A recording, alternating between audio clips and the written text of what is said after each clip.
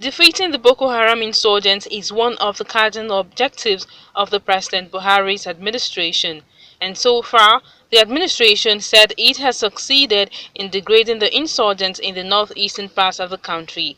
Hence the need for the launch of a national policy framework on how best to counter terrorism and violent extremism in Nigeria.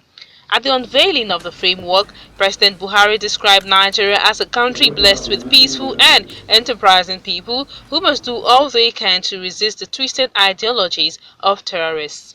The president noted that the National Action Plan on Counter-Terrorism, for which he has directed all ministries, departments and agencies to mainstream in their programs, was developed after wide consultations with Nigerians both in and outside government.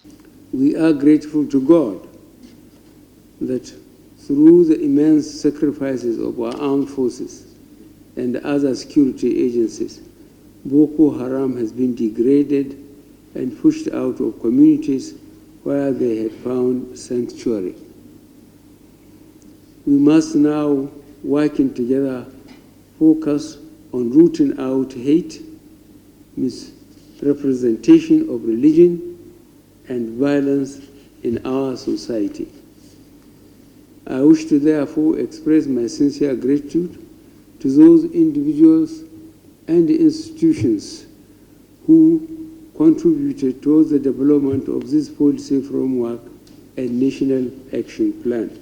The National Security Advisor Babangana Mungono said the development of the National Action Plan on Counterpart Terrorism was guided by Nigeria's core national ethics, which include fundamental principles of security of life, property, freedom of association and belief, as well as protection of human rights. We have also included a strategic implementation matrix to guide government and non-governmental actors in delivering the 3-year National Action Plan set in this policy framework.